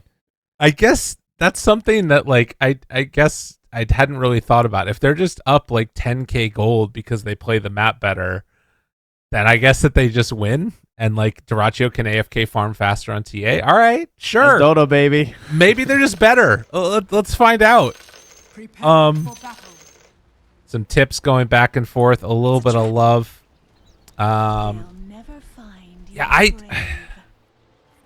Is it bad that I'm kind of rooting against Gaimin Gladiators now? Because everyone's rooting against them. I don't want this thing to be able to work. I love the team, all bunch of really nice people, but my God, if I don't want that to happen, because I feel like you should have to pick stuns to win Dota. They got one route into stun. You know, the arrow, the most reliable of stuns. So they have a stun and a half. Yeah, It's almost like a 0.75 stun, to be honest. Like, even combined, they're not really one stun. Duraggio very ready for this move in here. Ready to pop that smoke. Nice reactions there. No chance for a concoction play. We'll have to keep an eye out for the new TA tech, as I'm sure many of you saw with what Abed was doing from the fog in terms of like staying further away from the lanes when you're in a dangerous situation. He was just placing the side traps and using the new ability that you can actually deny them at full HP, which is relatively new. It's only like a couple months ago that was added. So once you hit level 6, you can do some nifty stuff with the traps. But he basically placed the trap, deny it, and the splash could help push out and farm the wave while staying further away because you're attacking the trap instead of attacking the wave itself, and you get quite a bit of distance off of that. It's kind of cool. Pretty nice. Gotta love it. Relatively low cooldown too, just 11 seconds at level 1. Up top, Tofu and Ace are ganking the creep wave. They get the range creep, and well, a stun will go there onto Ace. Now DY with the frostbite, and Ace might just be dead. They have another concoction. Yeah, he's gone. Okay. True. They got Ghost Courier though, so there's that. This is the thing that goes on though, right? Where it's like, guys, if we run down the wave right here, we get there at this exact time, then we can go and we can kill the range skip. It's gonna be great. Oh shit, I died. You know, like. I mean, were you also wondering if Tofu was gonna take arrow and try and stop the stun, and then he just didn't? Yeah. That kind of surprised me because I was, that seemed like it kind of could have been a play, but now they know that he's got no arrow, so these are just free. Oh my God! I wonder if Tofu's regretting that.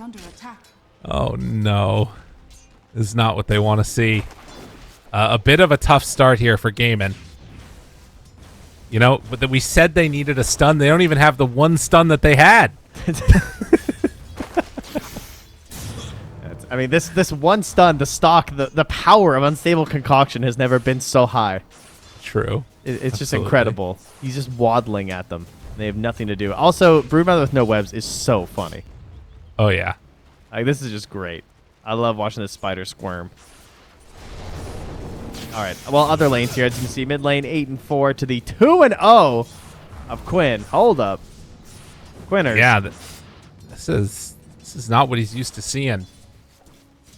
Definitely Paparazzi giving him all he's worth. A very accomplished mid player in his own right. I mean, obviously, I think it's been talked to death, but he was well known for being the best mid in China for a while, best mid in the world for a bit. DY, they find Ace. Oh, wait, no, they find DY. Ace gets away. Yeah, that was close. Wow. Not quite enough on that one. And looks like Fry be all right. I'm saying that Ghost, you're gonna be fine, right, Ghost? Yeah, he's okay. Bottom lane, take a look there. It's pretty chill. Not a whole lot happening. Celery on is Undying. Into the Mars feels great. Rubik, of course, can get some better space, but there's a double K. Oh, what's up? You mess with the Undying, you get the horns. It's kind of got horns. True. Most of his cosmetics got a horn or two lurking around there. XinQ trying to get a pull off here into a stack, but immediately a sentry is thrown down there from Celery. Doesn't want to give them another spawn. No. As up top here, Ace is going to try and snag that Lotus. Well done, well done. So we'll be fine.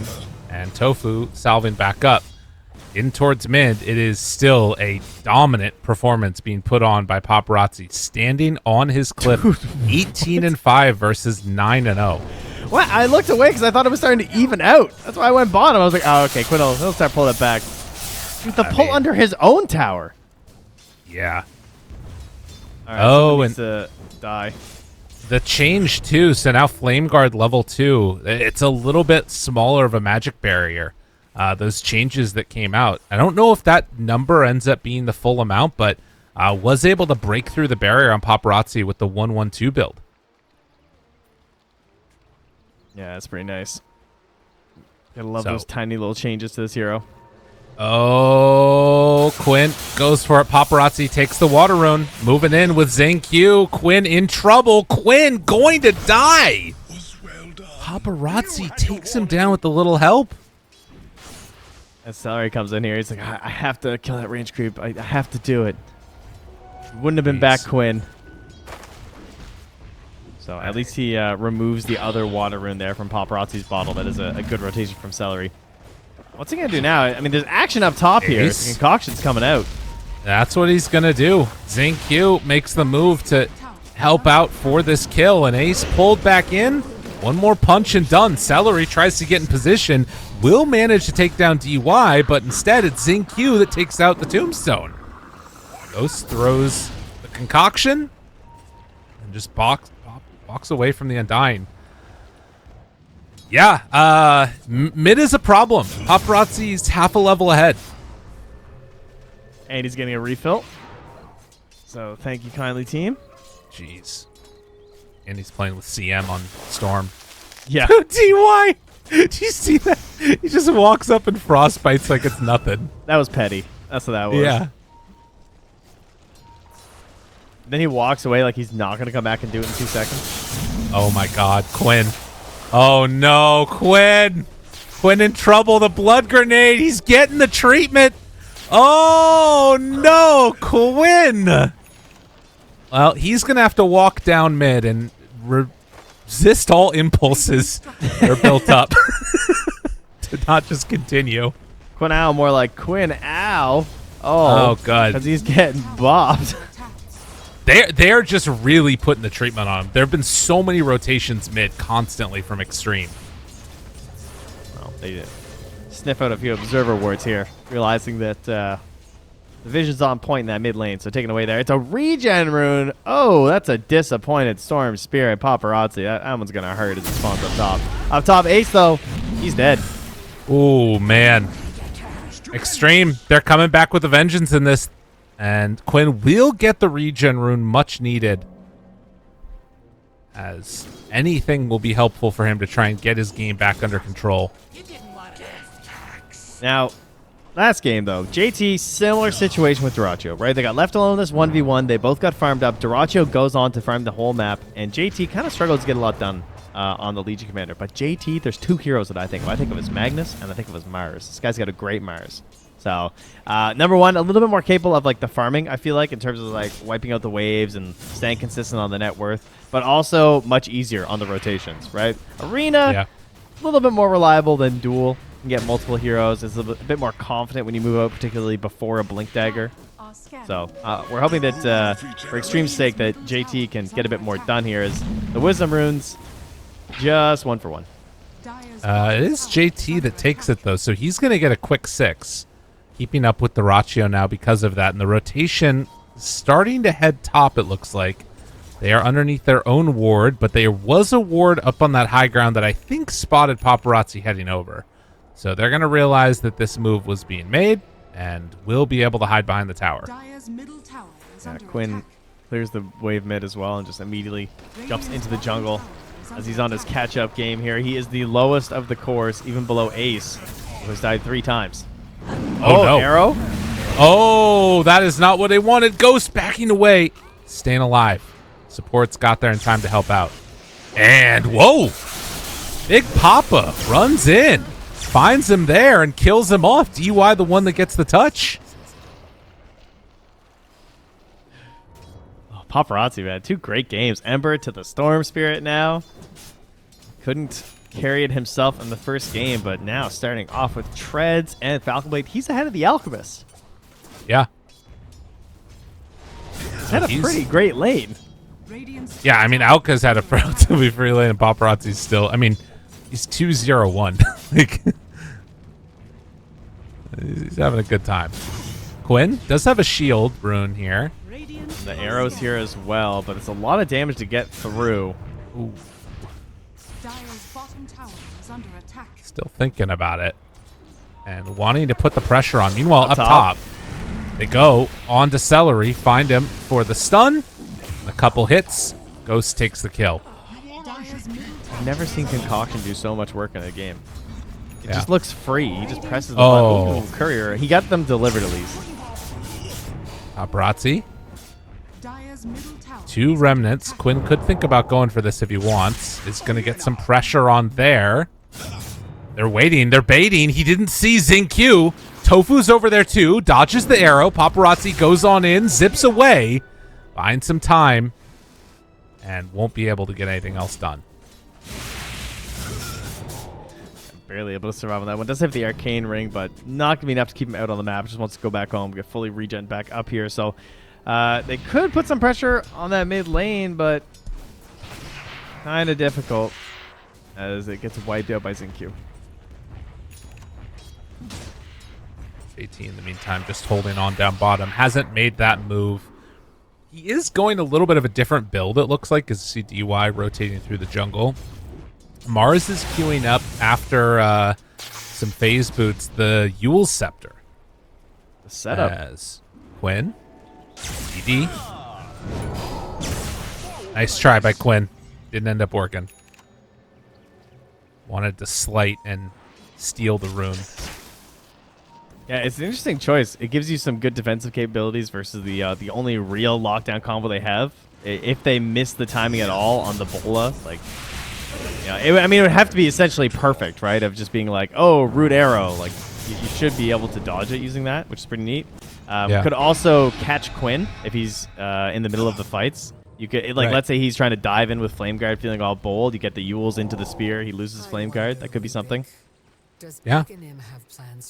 And of course, just lays down the arena on top of that.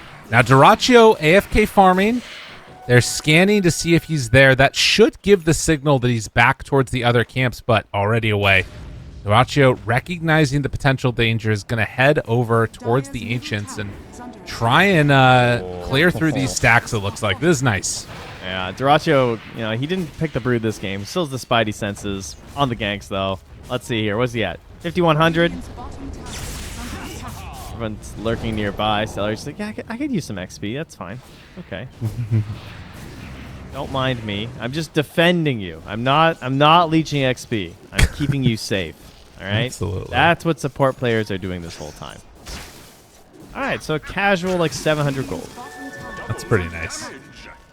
Ghost, in the meantime, you can see up top there, just continuing to farm in Brood's face and has the relic coming out. Almost enough gold for the completed Radiance. So this timing could end up being really nice for them if they can keep Ghost's farm going. Which it looks like they should be able to. Like, what a god tier Radiance game, too. Like, obviously, probably the best Radiance hero in the game right now, so just adding to the benefit of this pick, but it is just insanely good versus all three of their forces. Arrow? Dude, I don't think a person's been stunned on the side of Gaimin Gladiators or on the side of Xtreme. No, nobody's gotten Ghost stunned himself once. That's a good point. Yeah, all right, that's fair. Yeah, Xtreme has stunned themselves more than the others. JT very low, trying to get away, is going to die to Celery. So they get one kill as Paparazzi runs away. The hasted Undying doing actually a fair bit of work here. Causing Paparazzi to sweat a bit.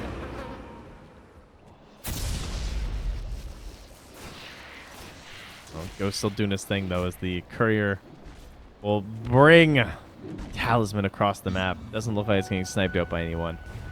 So Radiant's coming on up. Ah, Faded Brooch still exists. We haven't seen one of these in a while. Very nice. For the who is it that has it? JT grabbed it. Actually, Oh, on okay. Mars.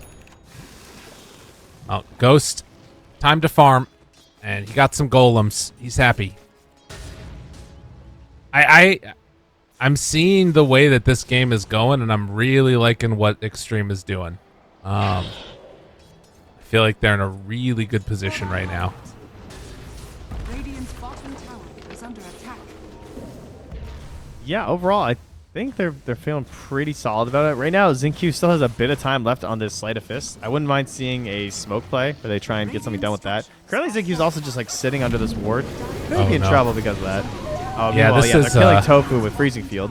Is under Yeah, attack. that's a nice one. Just walked into range, and they managed to get him. And I think that means they keep this tower alive. Xingqiu also refreshes his steal on Sleight of Fist. Okay. As Quinn tries to bully him back. So I think that is really helpful if they want to go for any sort of a smoke play, or if he like TPs in somewhere, it gives him the, like even just this, right? Like it lets him get a telekinesis grab, and that's why Quinn has to jump up top there. Up top, they find Arachio. Arena down. First instance of it used by JT, and it sets up for a kill on Arachio. Oh, and they're leaving the tombstone. Oh, nice. Oh Ghost. yeah, oh yeah. Give me the Oh, gold. baby. Give me the gold. It's so nice. Oh, my goodness. Oh yeah. This is so disgusting. He's going to go take it down right at the end of the duration, too. Wow. 10K net worth on Ghost. Yeah, there is a problem for Gaimin Gladiators. Dude, the only way this game could be better is if the Mirana was a support Wraith King. You know, like Yeah. this Alchemist is out of control. He's a monster. Yeah, man. This is a serious problem. And like the Radiance 2 minutes ago. He Yeah. has Blink and 1,300 gold. yeah. Dire are scanning. Oh man. Well, we'll see what ends up happening. It's definitely a concern though, and Dire's bottom Gaimin Gladiators, they haven't progressed the map enough. JT finds Quinn. Quinn finds him. Arrow goes out. That's the first stun of the game. Well done. Gaimin Gladiators managed to find a kill. Much needed. And we saw an arrow drawn from Duraccio saying, "I am coming mid." I'm not sure what he wants to do there, but he's coming mid. That's what he said. Okay. Maybe he was telling Ace, "You can come farm these camps. I'm gonna push out mid. I'm gonna join our team here," but his team's being hopped upon. A little bit late. Celery ends up going down. Still having vision. They find Quinn, pulls him back in with the lift, and they get the finish. Problems abound. He gets his Maelstrom done at the very least, but yeah, to get a little win and then immediately have it yanked away like that. Dire's middle tower is under Tough times attack. for Gaimin Gladiators here. The Yules is also finished up now for JT, so he's got a bit of initiation, a bit of defense. If they try and push it too much on the side of Gaimin Gladiators, they could quickly be caught up in that. And we have Ace going for the Echo Saber first. So this is something Right. that has been falling off quite a bit lately. We're seeing a bit more of the BKB rush. 'Cause I think people are just counterpicking Brood a little bit harder. Yeah. And where you like try and, I mean, you already see the lane isn't as dominating as we're used to. We're used to Broodmother, especially Ace Broodmother, just like being on top or near the top of the net worth in these games. He's still doing like kind of okay, but obviously there's an Alchemist who is way ahead and also just particularly deals quite well with just spider pushes. And they're going to have to be really careful about not letting Ace just die. Because like this Echo Saber build, you typically want to use it to just go and like farm people. I don't think you want to be like farming jungle camps, but I think he's just going to have to wait up for his BKB. Yeah. Oh, smoke It pops feels on Ghost? very much a hold position. If they can kill Ghost, this would be huge, but I don't think it's happening. Arrow does connect. They're doing some good damage, actually, but the zip in. Now to turn. Xingqiu still doesn't die for a very long time in the midst of all of that. Ghost out living through it all. no! They get the arena down. They do get the kill, though, right as Quinn dies. So they do manage to find the kill onto the Alk. Much needed. JT getting chased down by Celery here. Paparazzi, not a whole heck of a lot left in the tank, and the Yule Scepter onto Duraccio. Arrow goes out. It connects now onto that tower. Paparazzi trying to get the pullback, looking for the kill. Oh! Nicely done by Celery, and they take down Mars too. Oh, Doraccio with the turnaround. Getting involved with like this Deso and then moving in with a specialist array. Well done. That's a tough play to migrate that far on Templar Assassin. Definitely takes a little bit of forethought there. As they tip Ace, because he is the only one who didn't show up to the fight, I believe. Yeah. So that's Celery's like, you keep farming, buddy. Keep doing your job. Get that BKB for us.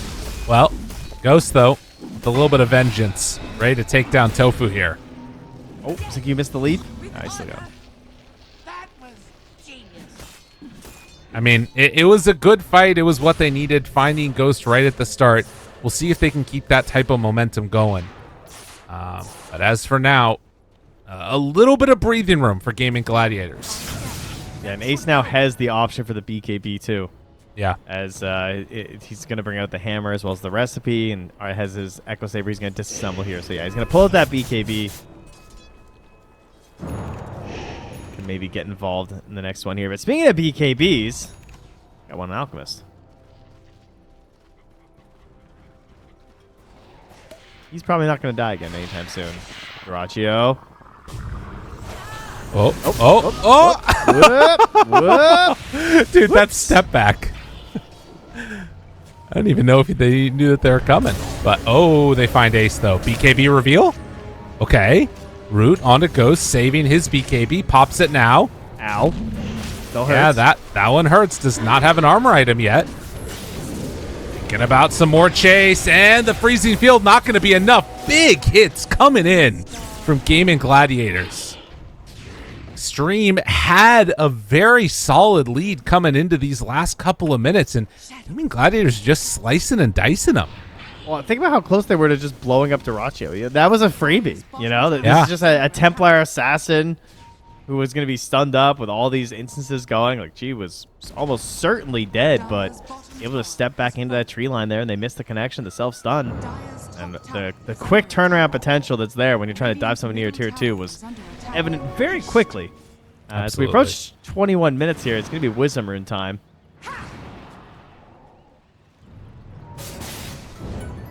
Can't go onto him yet, but maybe can now. Quinn, hold in, stun there, onto 2. Quinn, remnants away, has another remnant out. That was his last one. He's in some trouble now. Yeah, team is roshing at the very least. Okay. That's... Oh, he might... No, they have Yules. So they're just going to camp. Yeah, he's dead. Got him. Can they get this Roche? They will. So Gaimin gets something out of that death. And I mean, as much as we were clowning on Quinn earlier in his rough laning stage, you look at him right now, he's not doing that bad in net worth.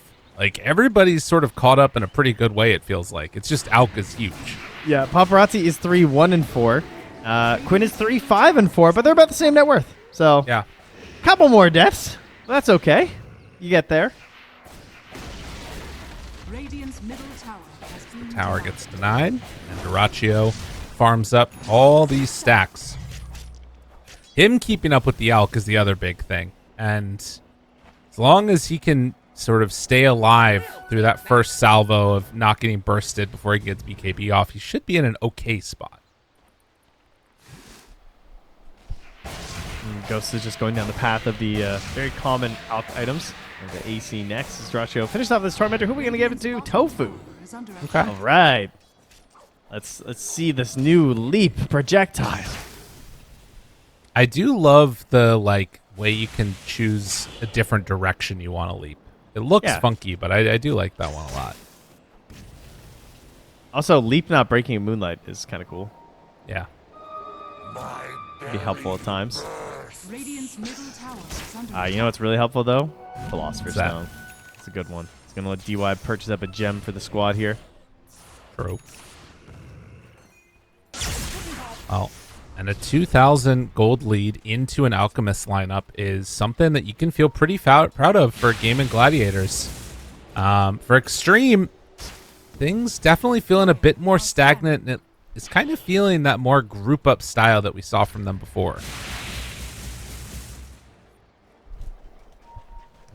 So it's tough when you miss those opportunities that you have with those little out ganks. And, of course, like, JT also... Oh, he's going to come in from behind. That's a pretty cool play. They can get through this invis. Nice stuff. Find him. That leap didn't help him that time. No, it did not. Are they going to go for more? Paparazzi, Zinq, they walk up the cliff. Oh, wait, the Gossamer! Oh, nicely played. But it won't matter. Zinq is still going to end up falling to this one. DUI, staying alive in the freezing field. A lot of armor on that one, but both supports are going to end up dead. And they go for more. Do they want to go for more? Yule Scepter lift up the spear. No! He got the BKB off. Oh, that was not ever going to work. A double kill somehow for Celery. After the buyback from Rubik. Do they want to keep going? They pull into Quinn. Okay. A bit of a weird position, but the stun is there from Ghost, and then the runaway because Duracio's right on top of him. Xtreme are sending me mixed messages about if they want to take this fight or not. They're not sure either. I don't know what's happening. I think it's time to bag it up right now. I mean, the respawns are coming through here. Ghost is just running mid. He's like, I don't want any part of this top lane shenanigans right now. Dyrachio will probably finish out this tower if they just leave him alone. He's very happily wailing upon it. The TP back up here from Paparazzi. Jump in, pull him back. Celery with the save. The stun is there, and, well, yes, he has gone a bit too far. So they take down one. Remnant in. Quinn is there. Spear to push back. Got him caught. Duraccio dead. It's a good fight for them. Yule Scepter to buy a bit more time. The Tombstone's still there. Not trying to farm the zombies this time. DY. He's doing work. Rooted. And going to fall. The jump, though, onto Tofu. Taking down these supports one at a time. Burns to the Radiance. They find Zinq there, who decides to try and run away. But now it's Ghost does have nothing left in the tank. They managed to take down the Alk. Gaimin Gladiators with this very unorthodox lineup. They're just making it work. Yeah, Duraccio, that was an interesting way to bait out an Aegis, right? Creates a great fight opportunity for Quinn. Yeah. Well, sure, maybe they have a few more disables on Xtreme, but they had used a ton of them on Duraccio. But the point Quinn gets joining into that fight there with the DD rune, he just kept slicing everybody up there. Did by far the most damage, and half the damage they even did on the entire team in that fight. Yeah, I mean, that fight started... like, Ghost left in the middle of it to go farm a bit more and then came back to the rest of the fight. But the thing about that was that it was before he got that AC completed. And that would have been a great item to have in the midst of that fight. Now you're getting a situation where Broodmother has Harpoon. You've got BKBs on everybody. I don't know how effective this next fight's going to be for Xtreme. They're down a significant amount of gold. Yeah, this is not that scary of an Alchemist right now. You're hoping this Alch to be like, big numbers ahead. Tormentor will help a little bit here. Maybe Rubik would be great. Oh, there you go. Zinq gets it. Big win. Bit of a save to try and pull people either back from the Searing Chains combos. That's going to save you from potential arrow setups here. Maybe if you like post BKB or something on one of those two cores. Speaking of BKBs, JT's is done. So that's another big upgrade for them right now. But you already saw that his initiation was thwarted earlier by the BKB, so he's not going to... Oh, he is going to try. Okay. BKB. TP. And he's good. Did have some friends nearby, but obviously can't make that work super easily. No. Just decided it was not worth it. Everyone was kind of already on the retreat, so... Pretty dangerous to try and combo up Quinn, even if he's not going to BKB there. What an interesting thing we've gotten ourselves into. I mean, that fight mid that I'm just thinking back to where, like, Ace wasn't even there and they made it work really well. It feels like that was, in a way, the turning point for this game that really pulled things back into the favor now of Gaimin Gladiators. Now, obviously not over, but it's feeling kind of tough for Xtreme. It feels very reminiscent of Game 1, where their aggressive maneuvers just didn't work out. Just munch up poor DY. Yeah. But it was momentum that they were trying to play off of with Ghost Alchemist, and they had it going. But just the moves were a little bit crazy, like diving a TA under a tier 2. I still think it should have worked. It was more likely to work than it was to fail, I will agree. But it's just the amount of punish that you can get on the side of Gaimin Gladiators when you make that mistake was way too high. And they, unfortunately, were punished quite heavily for it. Gwen looks like he's going for that. Pop BKB for it. Yeah, Paparazzi's like, I don't want to mess around with that. I'm done. I'm trying to farm up these parts along the cliffs here. See if they can find some sort of safety. Ace obviously been dominating this part of the map for a long time. Now with the nullifier too, nobody wants to mess with the spider. Almost level 20 as well. Ace is just ridiculous. This is a good play here from Xtreme though. They know Ember BKB down. This is the time to try and take that fight. Yeah. We'll see if they can get it all going together in perfect concert. But Quinn is heading towards mid. He's going to show on this creep wave. It's now or never for Xtreme. They've... Oh, okay, well. Sorry. It's now or never. They're going to get tofu. Good play by Quinn. I mean, he knows, right? The worst thing that could happen for them, too, is if they manage to get this kill with this really late Roche spawn. Because any kill they get like immediately is just not really going to matter. Yeah. It is going to be probably a Radiant side Roche in their eyes. Like, they don't know this. It is going to be a Radiant side Roche, but... so that is good news for them. Right. Celery's kind of checking the top one here, wondering if it's going to spawn any second, but... Do they have wards so they can plant down? They got one obs on DY. It looks like we're playing for a Storm Spirit Roche. That appears to be the play. Kind of all they got left here, but Gaimin Gladiators, they're going to try and smoke their way down here to this Roche. Okay. Know that the daytime's coming soon. It could be spawning. They have a ward on the pillar near Ghosts. That's most of their vision right now. Yep. I mean, that is an important one. If they can see Gaming when they head over... You know, that sets them up for a certain amount of success. Gaming are smoked, like you said, and heading down a bit, but... and then back up. Waiting for the rune. And then back down. Okay. 50 seconds, but the fight will likely break out before then. Thinking about it. Oh, JT. he knows about the sentry. Yeah, sentry there. Reveals it. Are there any more nearby? Moonlight Shadow about to wear out. Comes into vision. They find him. Paparazzi caught right at the start. BKB out. Quinn and Yules in the midst of this, and Ghost ends up self-stunning. Paparazzi trying to buy more time. He held his BKB for so long. Yeah. By using that shield rune. That was crazy. But it does mean he doesn't have a BKB now. Oh, he didn't. Stun. I'm crazy. Never mind. Out. Onto him. Pulls back. Duraccio. No. Duraccio got the BKB off for the turnaround. And then the connection. Quinn gets the kill. No buyback. Duraccio lower, but the Greaves, the pipe, it's not enough.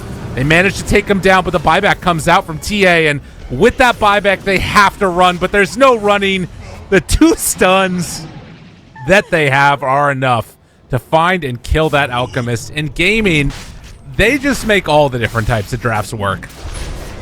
Yeah, I think they just recognized that it was desperate for Xtreme. You know, they kind of have to play for this Roche. If they give it up, it's going to be really hard for them. Whereas if they can actually get the Aegis on the Storm Spirit, maybe they can make a crazy play and get in there. I really think that Paparazzi played that fight so well. It must have been the Vavisa I saw. I just saw a barrier on him. I was like, oh, he's like tanking so long. Yeah. Doing a great job there of trying to like kite out Quinn's BKB, but despite that, they still can't get the win of that fight, which must be very depressing because it was a pretty cool start. But very simple and clean buyback there from Duraccio. Then they just hand him the Aegis, so it's like nothing ever even happened. Oh, yeah. And they're ready to just march out on the side of the map. Meanwhile, Ace is just still farming up the entire top half. This is classic Ace Brood. Game is easy. Gonna buy a Scotty soon to completely ruin any hopes that Ghost has of playing Dota. The old Danish bear. You catch him farming. Out on the what's Denmark known for? Tundra. The tundra. Farming on the tundra. It's not that far north, is it? Yeah, well, it's tundra-ish. It's got a little bit of like desolation, you know. Kind of like how the Arctic has deserts, you know. Okay. I hear you. I always think of it as just a bunch of little islands out there. I just think of Cinderin. Trolls. I'm sorry. Trolls. Condolences. Can I hear your best trolls? Trolls. No, I can't. I don't even know what that is. That's his name. Well, no, I know, but I don't even know know what what that you're doing. is. That's his name. That's the proper pronunciation of Trolls. All right? A good friend, Trolls. Sounds like a bodily function happening out of you. That's what that sounds like. That's why he's always with Suns fan. Okay, got it. Right? This makes He's the sense man now. of bodily functions. I understand now. So this feels is all at home coming with them. together. Wow, we did get an Undying Shard now too, so Celery helping out even more. Ace the only one without. This man wants that insatiable hunger so badly. I did laugh when I saw that he got the Vindicator's axe. I thought that was pretty funny. I don't know if I've seen an Undying 5 go for that one before. Yeah, I want 20 armor if I get stunned. It's kind of crazy, isn't it? Uh-oh. Uh-oh. Big Papa, run! He's away. One of my favorite nicknames for paparazzi. Hi, Poppy.